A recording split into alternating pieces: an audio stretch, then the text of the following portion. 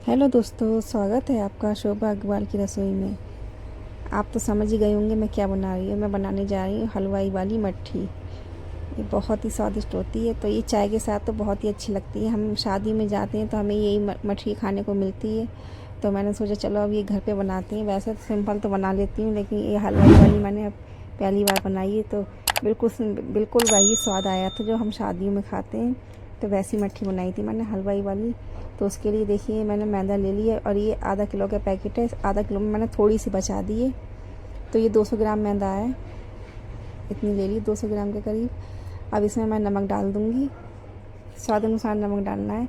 और इसमें कम भी नमक अच्छा नहीं लगता, एकदम कम हो जाए, तो मैंने बिल्कुल हिसाब से डाला। बिल्कुल परफेक्ट नमक बैठा था, अंदाजे से डालती हूँ मैं तो बिल्कुल परफेक्ट था।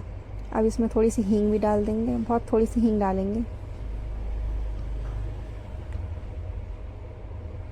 अब इसमें थोड़ी सी अजवाइन डाल देती हूँ मैं, हाथों से क्रश करके, जिससे फ्लेवर बढ़ जाए इसका।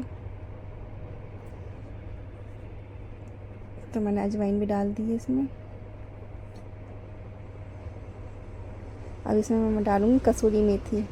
देखिए ढेर सारी कसूरी मेथी डाली है मैंने। हल्का सा क्रश करेंगे, एकदम चूरा नहीं बनाएंगे हम, क्योंकि अगर चूरा बना देंगे तो एकदम से जल जाएगी अंदर, बिल्कुल अच्छी भी नहीं लगेगी। तो थोड़ा हल्की हल्की वैसे क्रश रहनी चाहिए। अब देखिए मैंने आधी छोटी चम्मच, ये बड़ी चम्मच, आधी छोटी चम्मच जितनी मैंने बेकिंग पाउडर ले लिया है, और एक चुटकी बेकिंग सोडा ले लिया है। जो हलवाई बनाते हैं तो यही सब डालते हैं, तो मैं तो हलवाई वाली मट्ठी बना रही हूँ, तो इसलिए मैंने ये सब डाला है। तो इस तरह से इसे मिक्स कर लेंगे। अब मैं इसमें डाल देती हूँ घी। रिफाइंड भी डाल सकते हैं, लेकिन घी से एकदम अच्छा सा मतलब खस्तापन आ जाता है, तो मैंने थोड़ा सा घी डाला है इसमें। ये आधे कप जितना घी होगा, ये आधे कप भी नहीं, 1/4 कप होगा बस। इससे ज़्यादा नहीं डालना है, बहुत कम ही डाला है मैंने, 1/4 कप डाला है मैंने घी। क्योंकि कढ़ाई में मैंने बचा दिया है, ये मैंने कटोरी में निकाल के अलग रख दिया था। फिर इससे ज़्यादा नहीं डालना। अब बिल्कुल एकदम मिक्स कर लेंगे हम घी को और मैदा को। पूरी मैदा में मिक्स हो जाना चाहिए कि इस तरह से हम मैश करेंगे, मतलब मिलाएंगे। अब देखिए मुट्ठी बनने लगी। अब थोड़ा थोड़ा पानी डाल के हम इसका डो बनाएंगे। थोड़ा टाइट सा बनाना है, एकदम टाइट नहीं, पत्थर जैसा नहीं, थोड़ा टाइट हो कि सॉफ्ट सा रहे, हल्का सा। ये देखिए इस तरह से। अब मैंने ये रैप कर दिया पन्नी में। जब तक और काम कर सकते हैं आप, इसे रेस्ट पे मैंने 10 मिनट के लिए रखा है। वैसे तो ताज़ा ताज़ा ही बना सकते हैं, लेकिन मुझे कोई काम था तो मैंने 10 मिनट के लिए रेस्ट पे रख दिया था ये मैदा को। अब निकाल कर फिर से इस तरह से गूँथ लेंगे। अब इसके हम पेड़े बनाएंगे। पहले लंबा सा रोल बना लेते हैं।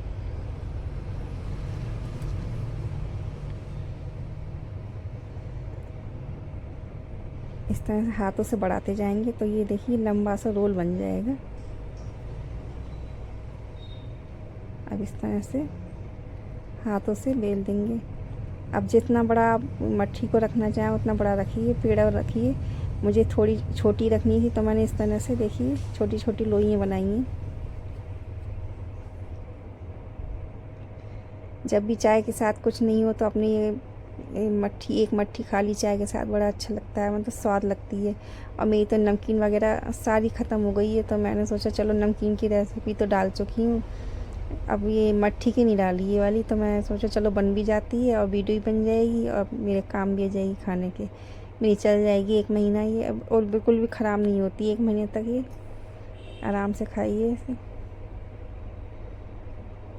इस तरह से कितनी सारी हो गई देखिए 200 ग्राम मैदा में। और ये अच्छे से जब हम तलेंगे तो बहुत अच्छे से फूलेगी ये।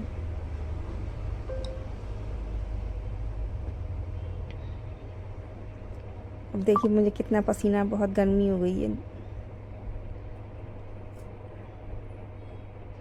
अब देखिए किस तरह से हम बना रहे हैं, जैसे हलवाई बनाते हैं सेम वैसे ही शेप आया है इसका। तो इस तरह से आप ध्यान से देखिए मैं कैसे बना रही हूँ, हथेली की सहायता से। ये देखिए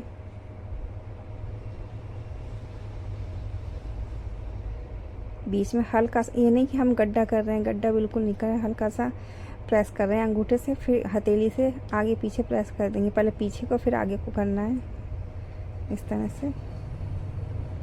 मैंने सब में कर दिया, ये देखिए। अब बची भी कर देती हूँ मैं। ये देखिए, पहले अंगूठे से फिर हथेली से करना है। इस तरह से हल्का सा अंगूठे से दबाना है, एकदम बिल्कुल प्रेस, ज़्यादा प्रेस नहीं करना है, हल्का सा ही दबाना है हमें, जोर लगा के नहीं दबाना है बिल्कुल भी। ये देखिए, हल्का सा अंगूठा लगाया है बस मैंने, एकदम दबाया नहीं है। तो इस तरह से साड़ी तैयार हो गई है।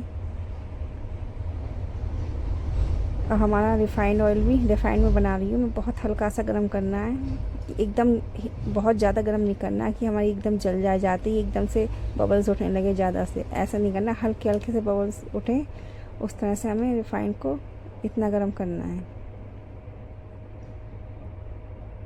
और बीच में पता नहीं मोबाइल बंद हो गया था क्या, देखिए पूरी तल गई, तब ध्यान आया कि मैं देख रही थी कि मोबाइल तो बंद था, वीडियो ऑन वो ऑफ हो गई थी, इतनी तल ली थी मैंने।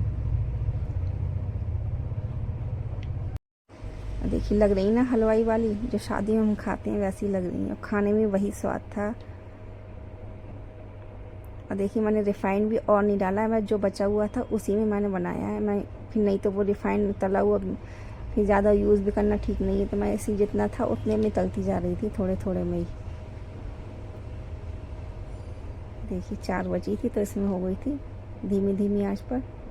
और हमें ये गैस की फ्लेम शुरू में तो धीमी करनी है, एकदम स्लो, फिर बीच में हमें जब नीचे से हम पलट देंगे तब हमें मीडियम कर देनी है। उसके बाद हाई तो बिल्कुल भी नहीं करनी है, स्लो मीडियम पे हम ये अपनी मछली को तलना है। अब देखिए इतनी तल गई, कितनी फूल गई हैं ये, छोटी छोटी थी और कितनी बड़ी बड़ी हो गई हैं। देखिए वो जो मैंने बेकिंग पाउडर डाला था उसकी वजह से कितने अच्छे से फूली हैं ये।